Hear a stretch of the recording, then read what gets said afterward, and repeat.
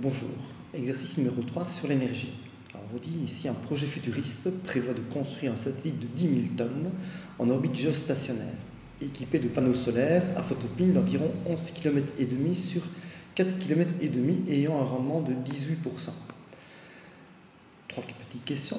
Quelle serait la puissance transmise sur Terre par micro-ondes si à cette altitude 1 mètre carré de panneau reçoit 1400 watts de puissance rayonnante, donc de puissance émise par la lumière, donc par le soleil?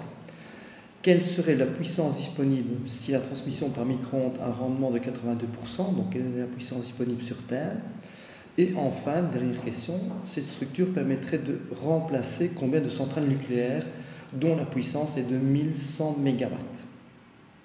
On peut vous poser comme petite question, que veut dire géostationnaire? Donc ça veut dire que par rapport à la Terre, ce satellite ne bouge pas, donc il est stationnaire par rapport à la Terre. C'est sur une orbite de 36 000 km. Alors, on vous dit ici 1400 watts, donc c'est une puissance, comme on vous le dit, et ça c'est 1 mètre carré qui reçoit 1400 watts. Donc on va répondre à la première question, quelle serait la puissance transmise sur Terre par micro-ondes si à cette altitude 1 mètre carré de panneau reçoit 1400 watts de puissance rayonnante? Donc la puissance électrique pour 1 mètre carré de panneau sur le satellite, on fait comment? Mais la puissance pour 1 mètre carré, il arrive 1400 watts par mètre carré de lumière et on va avoir 18%. Donc je vais avoir 18% de 1400 watts. Donc chaque mètre carré peut me donner une puissance de 2052 watts sur le satellite, au niveau puissance électrique.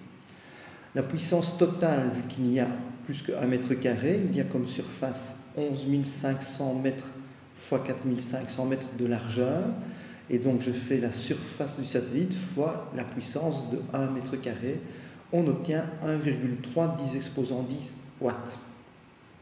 Et donc sur Terre, on va donc recevoir combien?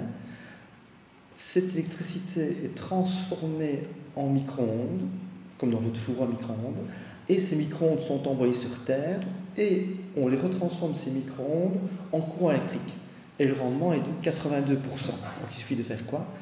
La puissance, c'est donc sur Terre 82% de ce qui se trouve sur le satellite comme électricité. Donc voici la réponse.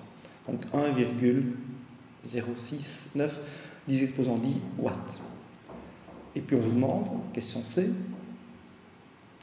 quelle est la puissance? Ça équivaudrait cette puissance à combien de centrales nucléaires? Et on vous dit une centrale nucléaire, c'est 1100 MW, donc 1100 millions de watts. Je vais donc transformer la puissance reçue sur Terre pour comparer avec la puissance d'une centrale. Je vais transformer les 10 exposants 10 watts en mégawatts. On fait comment? 10 exposants 10, c'est 10 exposants 4 fois 10 exposants 6. Et 10 exposants 6 watts, ça s'appelle 1 mégawatt, 1 million de watts. Et donc 1,069 fois 10 exposants 10, ça me fait 10 690 mégawatts. Une centrale nucléaire, c'est 1100 mégawatts, et donc je vais diviser ce chiffre-là par une centrale nucléaire, et je vois que j'obtiens à peu près 9,4 centrales nucléaires. Donc c'est vraiment super génial comme projet, mais pas tout à fait réaliste pour l'instant, vu que 10 000 tonnes, c'est énorme à expédier. Nos fusées peuvent expédier 20 tonnes en orbite géostationnaire, la fusée Ariane 5. Mais il n'y a que 10 vols d'Ariane 5 par an à peu près. Donc il faudrait 50 ans pour y arriver.